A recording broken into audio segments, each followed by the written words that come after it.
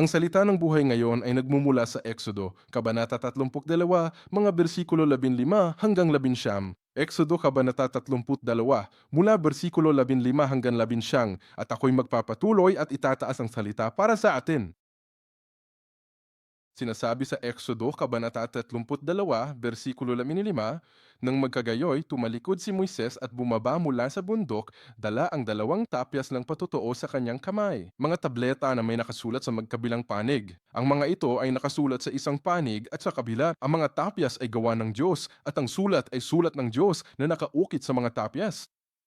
Nang marinig ni Josue ang ingay ng bayan habang sila'y sumisigaw, sinabi niya kay Moises, "May ingay ng digmaan sa kampo." Ngunit, aniya, hindi iyon ang tunog ng sigaw ng tagumpay, ni ang tunog ng sigaw ng pagkatalo, kundi ang tunog ng pag-awit. Naririnig ko. Nangyari ito nang malapit na si Moises sa kampo, na nakita niya ang guya at ang sayawan at nag-alab ang galit ni Moises at inihagis niya ang mga tapyas mula sa kanyang mga kamay at binasag ang mga ito sa paanan ng bundok. At ito ang salita ng Diyos. Amen. Ngayon, ipagpapatuloy natin ang pag-aaral tungkol sa pag-akyat ni Moises sa bundok Sinai na magpapatuloy mula noong nakaraang linggo. Bago tayo magsimula, nais kong simulan natin ito sa isang talata mula sa banal na kasulatan na sinabi ni Jesus. Aniya, kung hindi natin naiintindihan ang mga isinulat ni Moises, paano natin mauunawaan si Jesus? Paano natin makikilala si Jesus? Balikan natin ang Juan 5, mga talata 46 to 47. Sabay-sabay tayo magbasa. Sapagkat kung kayo'y naniwala kay Moises, ay maniwala rin kayo sa akin, sapagkat siya'y sumulat tungkol sa akin. Mulit kung hindi kaya naniniwala sa kanyang mga isinulat, paano ninyo paniniwalaan ang aking mga salita? Ang mga Israelita ang nauwi sa pagpatay sa iyo, ang Panginoong Heso Kristo, dahil hindi sila naniwala kay Jesus. Halos lahat ng tao sa mundo ngayon ay kinikilala na si Jesus ay tunay ng isang makasaysayang figura. Siya ay talagang nabuhay sa mundong ito. Ngunit ilan sa kanila ang tunay na naniniwala na siya mismo ang Diyos? Hindi naman sigurong marami, 'di ba?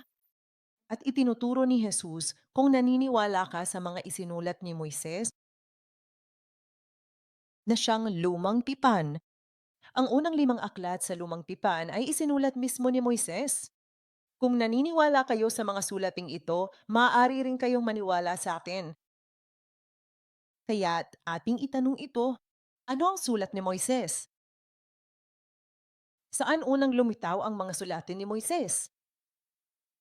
Balikan natin ang kasaysayan upang malaman kung ano ang gawain ng Diyos sa likod ng mga sulat ni Moises. At paano? Napakahalaga nito na makakatulong sa atin na maniwala na si Heso Kristo ay hindi isang tao, hindi lamang isang tao, kundi siya rin ay Diyos mismo. Kaya, tingnan natin kung gaano natin naaalala ang huling araw ng Panginoon.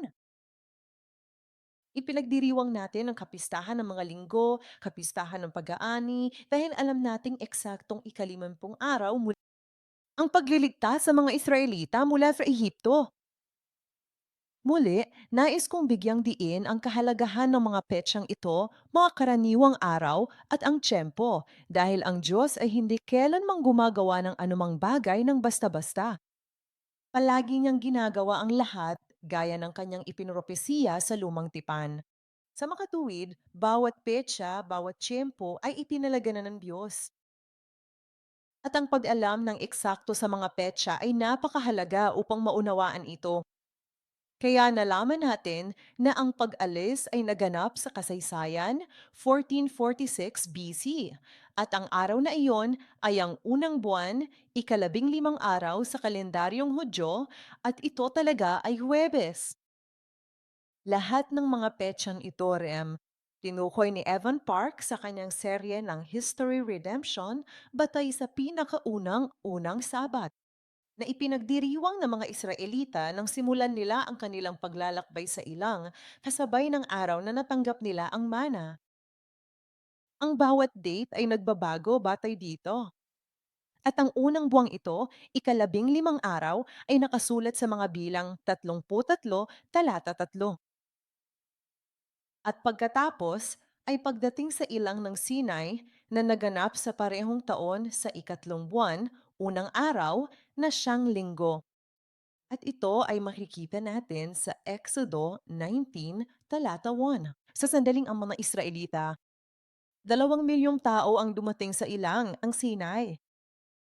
Itong si Moises, na 80 taong gulang noon, ay magsisimulang umakyat sa bundok Sinai na may taas na 2,200 metro. Aakyatin ng matandang lalaking ito ang bundok na ito sa parehong araw. Bababa rin sa parehong araw. Bakit? Upang magkaroon ng tipan sa pagitan ng Diyos, ikaw at ng mga Israelita. Sige, kaya mayroong 8 kabuuang pag-akyat na sistematikong ipinakita rin sa unang pagkakataon sa kasaysayan ng mundo. Kaya tingnan natin ang unang pag-akyat, pangalawang pag-akyat at ikatlong pag-akyat. At pagkatapos ay mayroon tayong pang-apat, pang-5,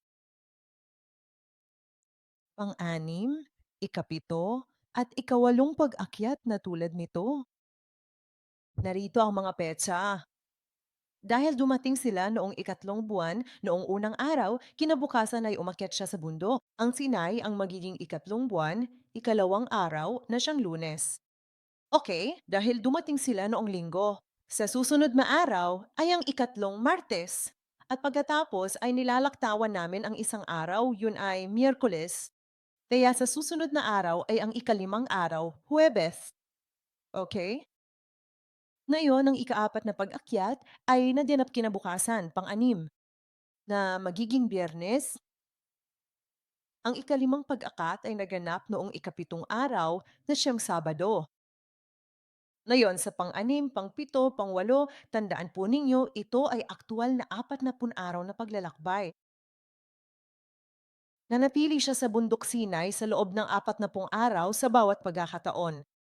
Ngayon, sa ika-anim na pag-akyat, umakyat siya kinabukasan noong linggo. Babalik siya. Umaba sa ika-4 na buwan, ika-17 araw na siyang Huwebes. At pagkatapos, kapag bumaba na siya, sa kung anong dahilan, babalik siya ulit sa susunod na araw sa ika-18.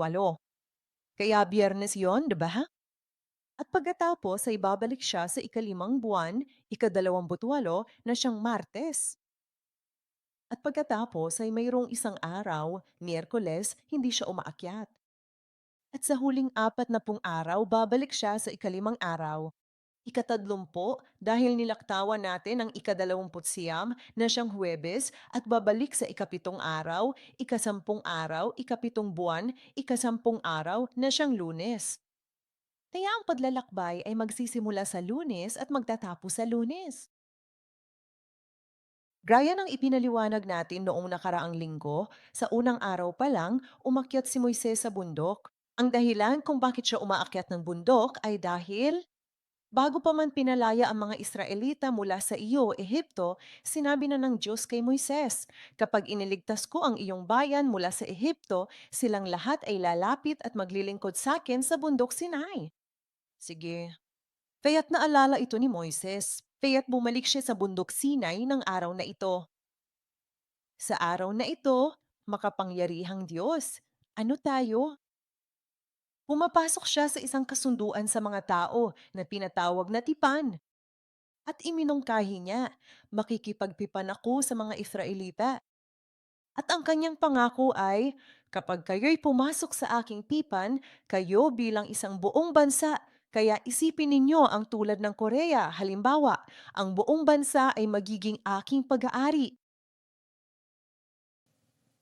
Sa salitang Hebreo, ang segula ay nangangahulugang hiyas ng korona, nangangahulugang parang M, ang pinakamahusay sa mga pinakamahusay. Hindi lang yan, ikaw ay magiging isang kaharian, isang pari. Ngayon, hindi lang ibig sabihin nito na ang isang bansa ay binubuo ng isang grupo ng mga pari. Hindi. Dito, ang kahariang ito ay malikit sa Hebreo na nangangahulugang pagkahari at pamamahala. Kaya habang tayo ay nagiging mga tao, isang pari ng Diyos, ang ating bansa ay magkakaroon ng kapangyarihang ito upang mamuno sa buong mundo. Sa katuwid, ang sino mang bansa bilang isang individual, pamilya o bansang pumapasok sa tipan ng Diyos ay itataas sa mundong ito. At iyan ang pangako ng Diyos. At kaya bumalik si Moises ng araw ding iyon. Sabi niya, "Mga tao, nais ba ninyong makipagtipan sa Diyos?" Kaya sinasabi ng mga tao, siyempre, di ba? Sino ba naman ang hindi gugustuhin ito? Kaya't ibinalik ni Moises ang kanyang mensahe sa Diyos kinabukasan. Sabi niya, "Diyos ko," sabi ng mga tao, "sige, gagawin nila ang sinasabi mo." Kaya sabi ng Diyos, "Sige, sa Martes, Miyerkules at sa Huwebes na ito." Tama ba? Sa loob ng 3 araw, magkakaroon kayo ng konsagrasyon. Ibig sabihin, kailangan ninyong linisin ang inyong mga sarili. Sige, bakit? Dahil para mapagtibay ng Diyos ang tipan sa mga tao, 'di ba? Siya mismo ang bababa, 'di ba? Kaya para diyan, para sa pagbaba ng Diyos, kinailangan nilang ilaan ang kanilang mga sarili. Kaya noong Huwebes ng umaga, ang Diyos ay bumaba sa bundok. At bumalik si Moises sa araw na ito at sinabing inakala niyang ang araw na iyon ang magiging araw ng pagpapatibay. Pero hindi sa araw na iyon. Kung pinagtibay na ng Diyos ang tipan dito, hindi sana magkakaroon ng Pentecostes, tama ba? Ito ang ika-49 na araw mula nang umalis sila sa Ehipto. Kaya sa araw na ito, muling nagbabala ang Diyos sa mga tao, siguraduhin hindi lalapit ang mga tao sa bundok sa ganitong estado. Dahil sino mang nasa kalagayan ng kasalanan, kung lalapit sila sa Diyos ng perpektong katarungan, sila ay papatayin. Kaya nagbabala muli ang Diyos. Nawalan na ng pag-asa si Moises, kaya bumaba siya ng bundok ng araw ding iyon at sinabihan ng mga tao na huwag lumapit sa bundok. Kaya naman, narito kami sa araw na ito. Napakahalaga ng araw na ito, napakahalaga. Sa ika-6 na araw ng ikatlong buwan, sa araw ng Biyernes, sa wakas ay bababa ang Diyos. At ang Diyos na ito, sa unang pagkakataon sa kasaysayan ng mundo, ay binigkas ang kanyang 10 utos. Ang salitang utos ay nangangahulugang mga salita sa Hebreyo at ito ay nakasulat sa Exodo 20, talatang 1 hanggang 17.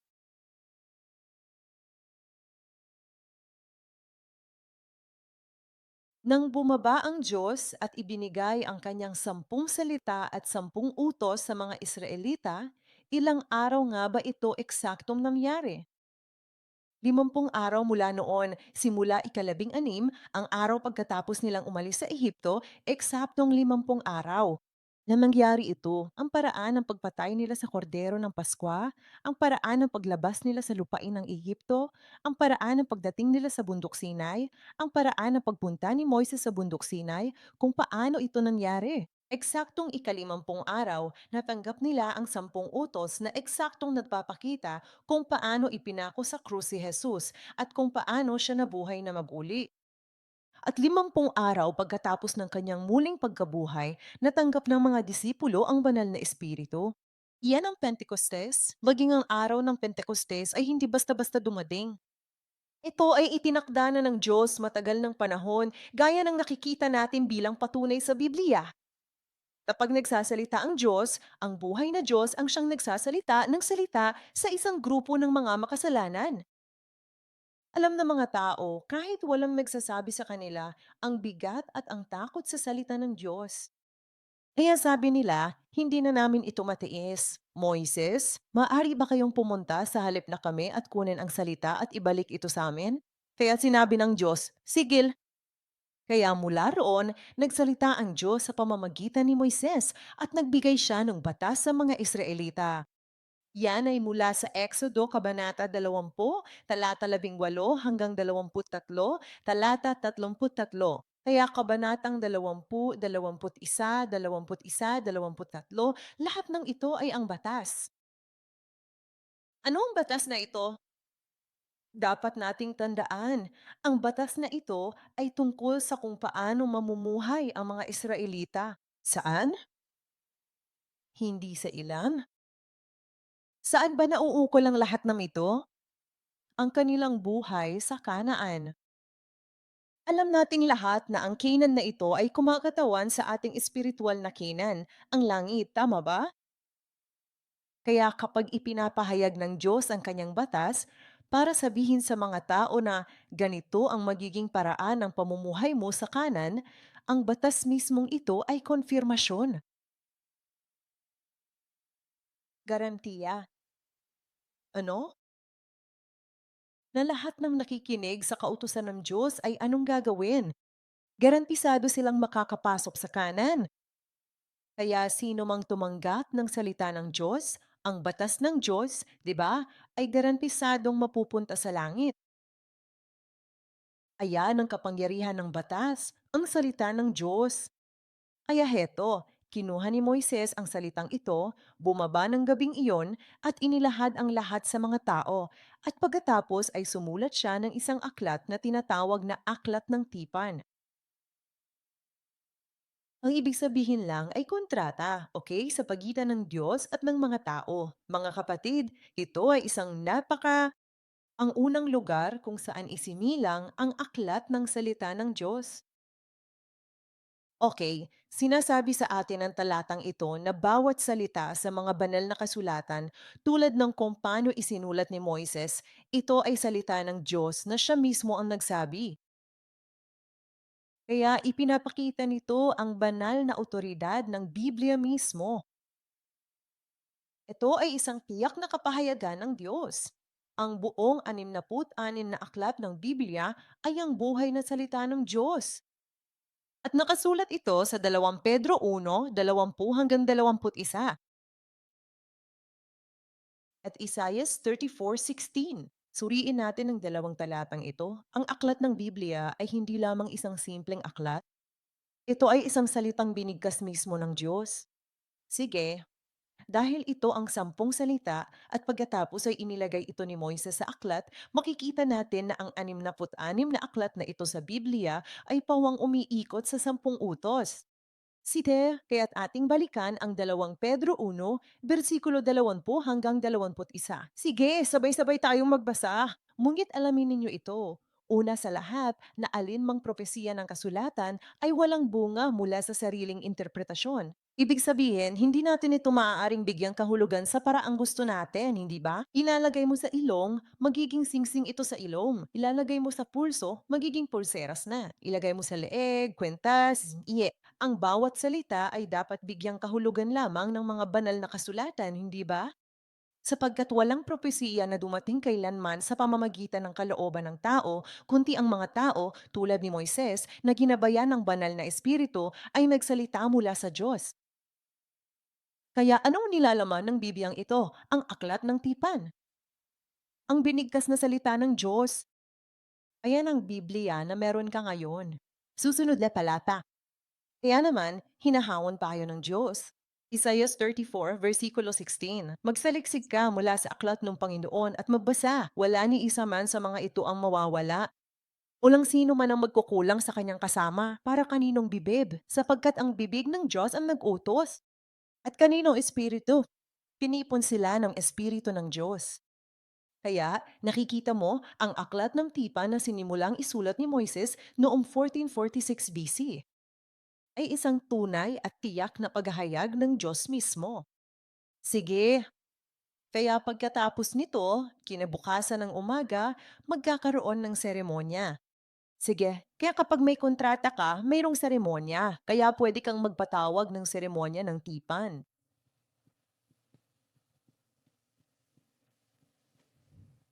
Sige, ito ay matatagpuan sa Exodo Kabanata 24. Ito ang Exodo 24.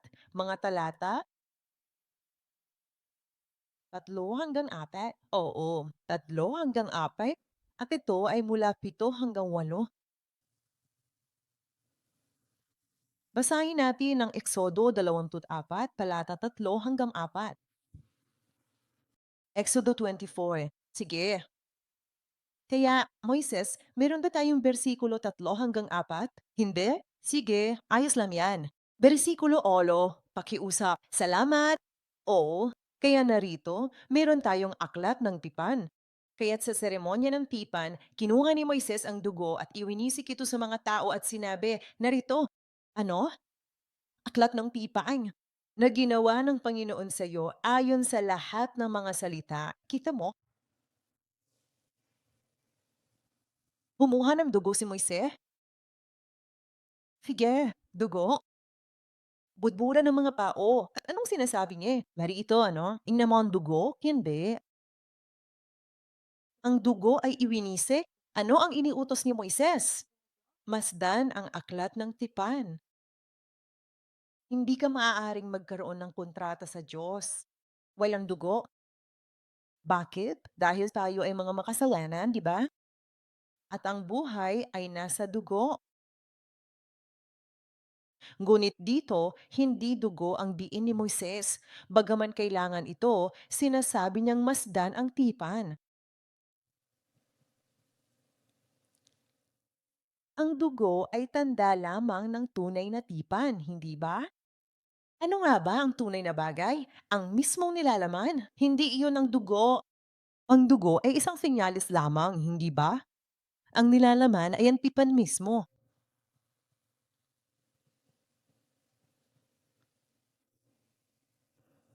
At dapat tandaan na tayo ay nakatali sa tipang ito. Mayroong ugnayan sa pagitan natin at ng Diyos mayon. At bilang tanda nito, mayroong dugo.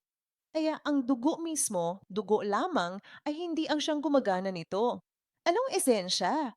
Ang tipan na naglalaman ng buhay na salita ng Diyos, tama ba? Kaya sinasabi natin na ang dugong ito ay buhay.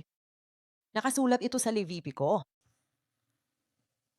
Levitico Kapitulo 17.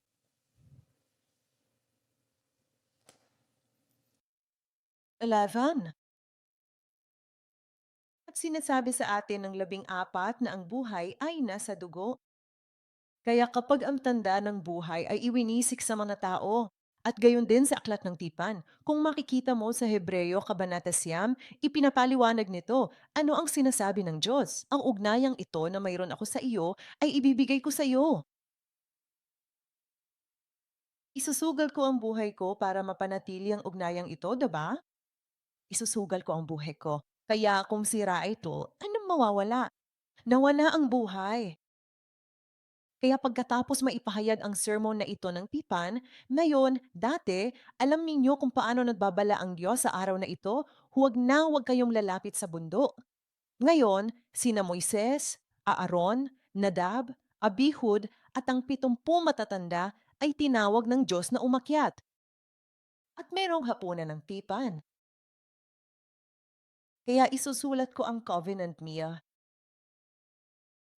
At bilang resulta ng hapunang ito ng tipan, nakikita na nila ngayon ang Diyos.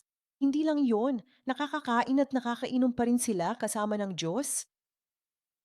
At doon sinabi ng Diyos sa mga Israelitang ito na naging mga alipin lamang sa loob ng 400 taon. Sabi ng Diyos, ngayon kayo ay mga maharlika. Ito ay nasa Exodo 24, talata 11. Napakahalaga nito. Alam mo, walang ginawa ang mga Israelita. Pareho silang mga alipin. Ngunit dahil dumating sa kanila ang salita ng Diyos, ngayon ang kanilang katayuan, ang kanilang uri ay ganap na nagbago mula sa pagiging alipin ng mga maharlika. Sabi ng Diyos, huwag mong isipin na dahil sa ikaw ay matuwid, pinili kita bilang isang natatanging bansa upang makipagtipan sa iyo. Malinaw na sinasabi sa atin ng Deuteronomio Siyam, versikulo 4 hanggang 6, na sinasabi sa Deuteronomio Siyam, versikulo 4 hanggang 6, hindi dahil sa inyong katuwiran, katulad kayo ng iba pang bansa, kundi dahil lamang sa tipang aking ginawa kina Abraham, Isaac at Jacob upang tuparin ang tipan.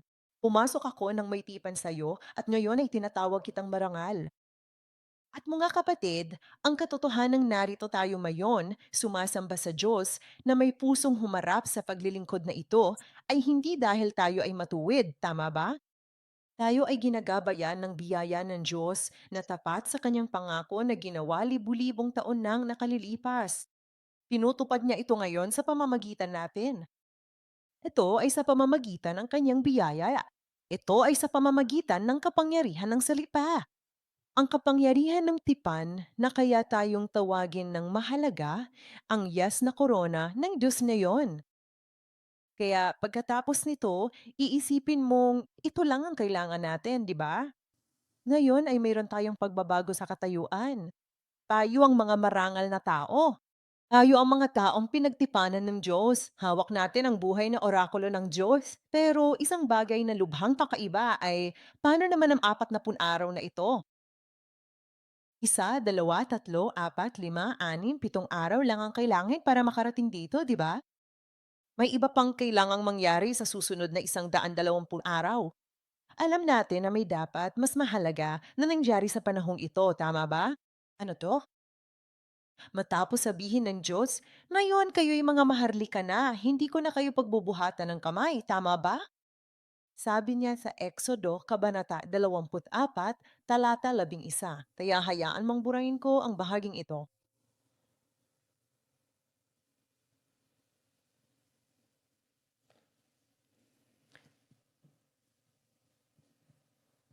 Sa bersikulo 12, sinabi ng Diyos, "Amaki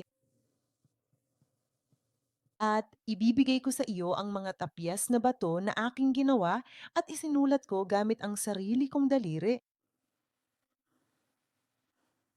Bakit ito kinakailangan? Para magawa ito, mag-aayon na si Moises sa loob ng 40 araw at 40 gabi. At ang pag-aayon ito,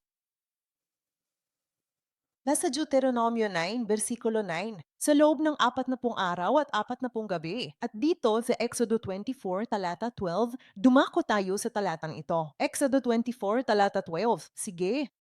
Ngayon, sinabi ng Panginoon kay Moises, umakyat ka rito sa akin sa bundok at manatili ka roon. Ibig sabihin, hindi na ito magiging pang-araw-araw, tama ba?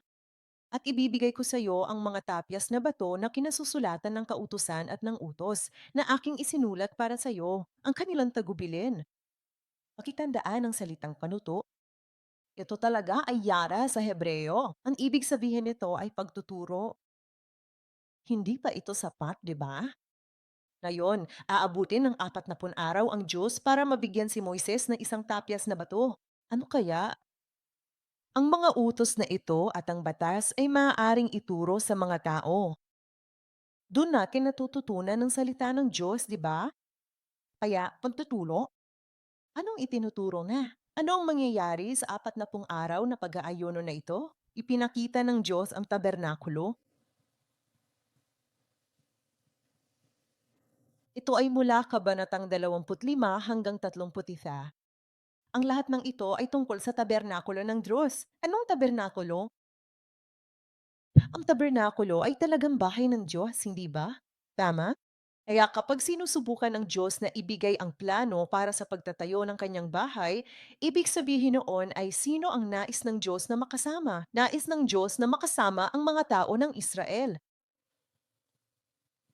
Kaya narito, ang Diyos ay nakikipag-usap kay Moises sa tuktok ng bundok Sinai. Sa tuktok, nagsasalita ang Diyos kung paano niya tutuparin, Emmanuel, ang pangakong ito, tama ba? Tulaan mo kung anong nangyayari sa paanan ng bundok? Ang paanan ng bundok, ang mismong lugar kung saan ginaganap ang seremonya ng tipa na ito.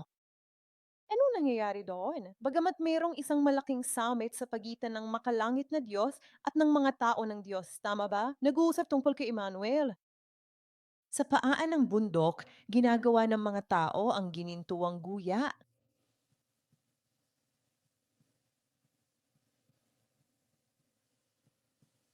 At ito'y nasa Exodo, Kabanata 32.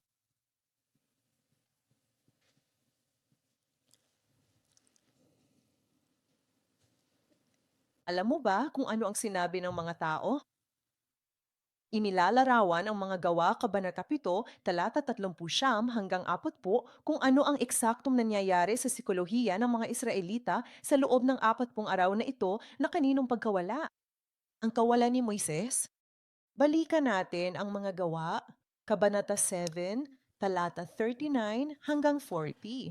Ngayon, si Deacon Stephen ang talagang nagsasalita tungkol dito. Sabi niya, ang ating mga ninuno ay handang maging masunurin at itakwil siya. Ang ibig sabihin ng pagtatakwil ay tinatanggihan mo ang isang tao ng may pagkondena, tama ba? At sa kanilang mga puso, sila'y nagbalik loob na sa Ehipto na sinasabi kay Aaron, igawa mo kami ng mga Diyos na mangunguna sa amin. Para sa Moises na ito, napakasamang pananalita niyan. Itong Moises na naglabas sa atin sa lupain ng Ehipto, wala kaming ideya kung anong nangyari sa kanya. Wala na, di ba? Kaya sa kawalan ng nakikitang presensya ni Moises, dito ang mga Israelita ay lumala. Ano muna? Ayaw sumunod. Pangalawa, sa kanilang puso, itinakwil nila si Moises, tinanggihan si Moises. Pangatlo, ang kanilang puso ay bumalik na sa makamundong Ehipto. Ganyan ang mga Israelita noon. Kaya ano ang nangyari? Ayon sa ating teksto, si Moises matapos ang 40 araw na ayuno at panalangin. Ang mismong mga tapyas na bato na permanenteng inukit ng Diyos sa bato gamit ang sarili niyang daliri ay bumaba siya at nakita niya ang nangyayari at binasag niya ang mga tapyas na bato. Sa parehong lugar kung saan ginanap ang seremonya ng tipan. Dahil lang ba sa galit si Moises? Hindi. Bago pa man siya bumaba sa Exodo 32, nagmakaawa na siya. Nagmamakaawa sa Diyos, alam na ng Diyos. Sinabi ng Diyos kay Moises, bumaba ka, tingnan mo ang ginagawa ng mga tao mo. Wala na ang mga tao, oh. Sabi ng Diyos, ang iyong bayan na iyong pinakawalan. Hindi na ito sa Diyos. Hindi na sinasabi ng Diyos na ako ang nagligtas sa kanila. Tama ba? Itinakwil na niya ang mga tao dahil sa kanilang pagsamba sa Diyos-Diyosan. Pagkatapos marinig 2 araw, alam mo na, mga 42 araw na ang nakalipas tungkol sa 10 salita mula sa Diyos, sumuko na ang Diyos sa mga tao, ngunit hindi ito ginawa ni Moises. Kaya itong si Moises, babasagin ba niya ang tapyas na bato dahil bigla na lang siyang nagalit? Hindi, gadak. Anong kinikilala ng stone tablet? Ang kontrata, di ba? Kaya kung ang kontrata ay ginawang walang bisa, kung ang aktwal na ebidensya ng kontrata ay wala na, ang kontrata ay wala na. Sa makatuwid, ang mga tao ay hindi nasakop ng paglabag sa kasunduan, hindi ba? Paano tayo makakasiguro na ang inilarawan ni Deacon Stephen tungkol sa mga Israelita ay hindi ang ating mga puso ngayon? Kaya anong ginawa ni Moises kinabukasan? Sabi na, dito, hindi sinabi ng Diyos na okay lang sa akin ang mga tao, tama ba? Kaya't bumalik si Moises sa bundok Sinai. Ito ay para sa panalangin. Nasa Deuteronomio 10, versikulo 10, pati na sa Deuteronomio 10, versikulo 25 hanggang 29. At napakahalaga ng talatang ito. Dahil kung ang talatang ito ay hindi, kung bibigyan ng wastong kahulugan, wala tayong mararamdaman tungkol sa bundok Sinai. Ang mga araw na ipinagdiriwang mayan ng mga Israelita ay magiging magulo dahil kahit ang mga Hudyo ay walang eksaktong tulong o pakiramdam tulad ni Moises sa bundok Sinai. Ayon, hanggang sa araw na ito, tama ba? Madaling isulat ito pero tingnan mo ang dami ng bersikulo. Saliksikin ng bawat talata para sa eksaktong oras kung nasa itaas o ibababa ng bundok si Moises. Napakapahirap talaga nito. Kaya naman ang Deuteronomio Siyam, talata 25 hanggang 29 ay nagsasabi sa atin ng eksakto na si Moises ay umakyat sa bundok Sinai at nanalangin upang mamagitan para sa mga tao. Tingnan natin ang kanyang panalangin. Nagpatira pa ako sa harap ng Panginoon ng 40 araw at gabi dahil banta ng Panginoon na lilipulin kayo. Nanalangin ako, Panginoong Diyos, huwag mong lipunin ang iyong bayan na iyong mana, na iyong tinubos sa pamamagitan ng iyong kadakilaan. At siya ang may hawak ng tipan kay Abraham. Sinabi niya, alalahanin mo po ang iyong mga lingkod na sina Abraham, Isaac at Jacob. Huwag mong tingnan ang katigasan ng ulo ng mga taong ito o ang pasamaan ng kanilang kasalanan. Alalahanin ang tipan. At tiyak, Si Moises, matapos manalangin ng ganito, ay bumaba pagkalipas ng 40 araw. Sinasabi pa rin ng Diyos, ikaw at ang mga tao ay hindi ko lilipunin. Ngunit hindi ako sasama sa iyo papunta sa Kanaan. Ayun na lang ang pumunta, iyan ang sinabi ng Diyos. Ito ang Deuteronomio, Kapitulo 9, versikulo 25 hanggang 29. May nagdadarasal pa rin para sa iyo ng ganito kahit na yun. Namamagitan sa Diyos, huwag sanang tumingin sa ang kanyang katigasan ng ulo o pagtigas ng puso, ang kasamaan. Ngunit tandaan mo ang iyong pipaan. Sino ang nananalangin para sa iyo? Mga Taga-Roma, Kabanata 8, talata 33. Sa palagay ko, 33 hanggang 34. Oo, 33 hanggang 34. Maaari ba tayong bumaling sa talatang ito? Pakisuyo. Sige. Kita mo kung ang isang lalaking si Moises, nagawa niyang mamagitan at humupa ang galit ng Diyos. Gaano pa kaya ang panalangin ni Hesus Kristo na hindi tumitigil kahit hanggang sa araw na ito? Sinasabi sa Roma 8, versikulo 33 to 34, sino ang magsasakdal laban sa mga hinirang ng Diyos? Ibig sabihin, tayo, di ba? Ang Diyos ang siyang nagbibigay katwiran. Sino ang humahatol? Wala nang makakapaghatol sa atin dahil si Kristo, si Jesus na namatay, oo, bagkos na muling nabuhay na ngayon ay nasa kanan ng Diyos na siya ring mamamagitan para sa atin ngayon, maging sa araw na ito. Iyan lang ang dahilan kung bakit hindi tayo napapailalim sa puot ng Diyos, hindi ba? Tandaan mo, kahit anong mangyari, may isang taong nagdadasal para sa'yo, di ba? Maging ang mga lingkod ng Diyos, si Moises ay gumawa nito. Mayroon pa pong higit pa, Panginoong naming Heso Kristo, ha? Kaya heto, bumaba siya at nagsabi, mga tao, sinabi ng Diyos na hindi niya tayo lilipunin ngayon. Ngunit kayo, sabi niya, pumunta kayo sa Kanaan ng mag-isa. Kaya napagtanto ng mga tao kung gaano kabigat ang kanilang kasalanan. At kaya tinanggal nila ang lahat ng mga palamute at sila ay nagsimulang mga palamute, nagsimula silang tunay na magsisi. Kaya kung nakikita mo may isang araw na kulang sa pagitan, tama ba? Kaya muling nagdaw si Moises ng isang pagpupulong sa tabernakulo dito mismo sa paanan ng bundok at patuloy siyang namagitan sa Diyos. At sabi niya, Diyos ko, burahin mo na lang ang pangalan ko. Patawarin mo sana ang mga tao. Kung ayaw mo akong patawarin, patawarin mo na lang ako. Ipinagpalit niya ang sarili niyang buhay upang ang tipan ay manatili sa mga tao. Kaya rito sa wakas ay sumuko ang Diyos sa panalangin ni Moises. Sige, hindi ko sisirain ang mga tao mo. Dadalhin din kita hanggang sa Canaan. Ito ang ginawa. At saka, mayong naayos na ito, di ba? Sinabihan si Moises ng araw na iyon, humukay ka ng tapyas na bato para sa'yo. Bago pa man ginawa ng Diyos ang tapyas na bato, di ba? Sa pagkakataong ito, kailangan niya itong putulin mismo. At sa umaga, aakyat siya. Puntahan mo ako mamayang umaga, ha? Kaya ginawa niya ang mga tapyas na bato. Si Moises lang ang nakakita nito at hindi ang mga Israelita, di ba? Isipin mo, wala pa silang ganitong kaganda at talas na gamit pang pino ng mga tapyas na bato noon. Hindi ito parang bato. Kailangan mo itong gawin patag at pantay. Kaya malamang na labis na nagdusa si Moises sa paggawa ng mga tapyas na bato.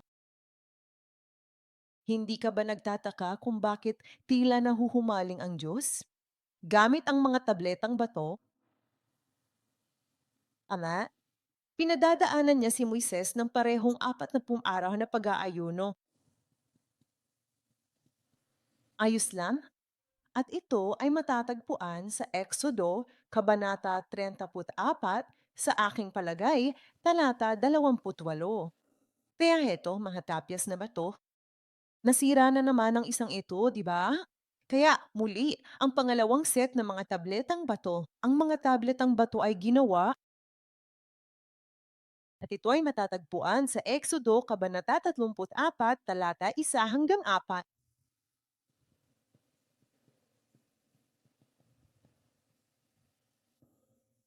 Kaya nakikita mo, dito na sa wakas magtatagumpay ang pagpapatibay na ito ng tipan. At bumaba si Moises at sinabi niya, ang mukha ni Moises ay nadliwanag na parang, ikaw nga. At dahil hindi kayang tingnan ng mga tao ang mukha ni Moises, nagtatapos ang kwento sa isang belo na tinakpan ng mukha ni Moises upang hindi nila makita ang kaluwanapian ng Diyos sa mukha nito. Ganon natatapos. Ang tanong na ating sinimulan, ang 340 na pag-aayuno na ito, bakit? Tila bang nahuhumaling ang Diyos sa mga tapyas na bato? Bakit naman gugustuhin gugulin ng makapangyarihang Diyos na ito ang pagkakataong ito?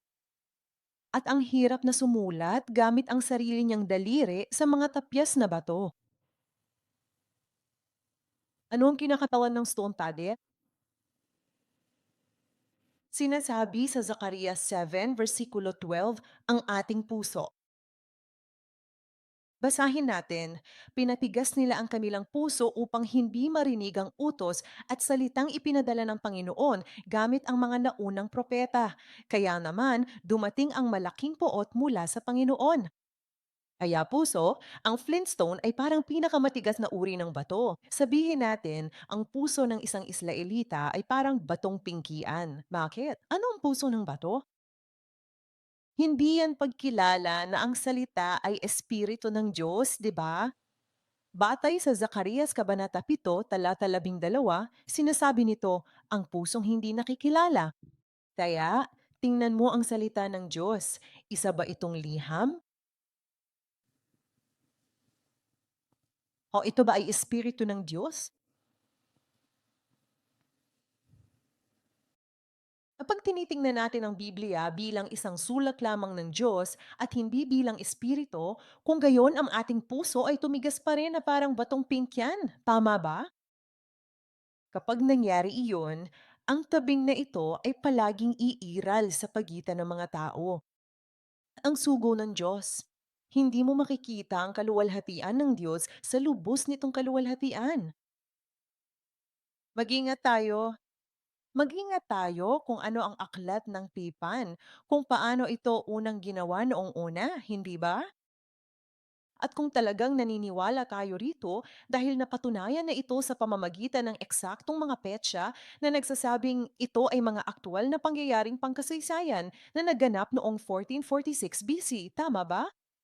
Kung gayon ngayon, ang lumang tipan, lahat ng mga salitang nakasulat sa lumang tipan ay hindi lamang magiging mga liham na isinulat gamit ang tinta para sa'yo.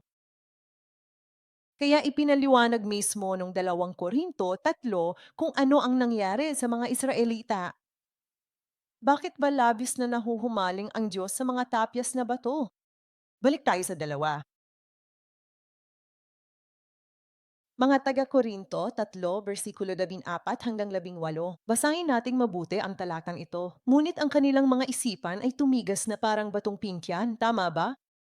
Sapagkat hanggang sa araw na ito, sa pagbasa ng lumang tipan, nasiyang lumang tipan. Ang lumang tipan ay nangangahulugang lumang tipan. Ang parehong lambong ay nananatiling hindi naalis dahil ito ay natanggal na. Kanino lang? Kay Kristo.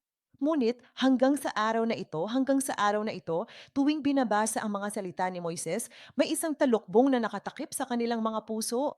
Ibig sabihin, hindi sila makakakita ng malinaw. Ngunit kanino, kailan babaling ang isang tao?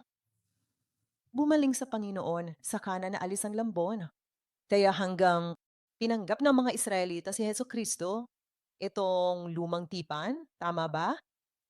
Palagi pa rin nilang tatakpan ang lumang tipan. Nangangahulugan ito na hindi nila ito makikita sa paraang isinulat ng Diyos. Okay? Kaya anong ibig sabihin ng pagbabalik sa Panginoon? Pagbabalik loob sa Panginoon, sabi niya, tama ba? Ano ang pagbaling sa Panginoon? Sabi niya, pagpapakilala raw ito sa Panginoon. Ang Panginoon ay Espiritu.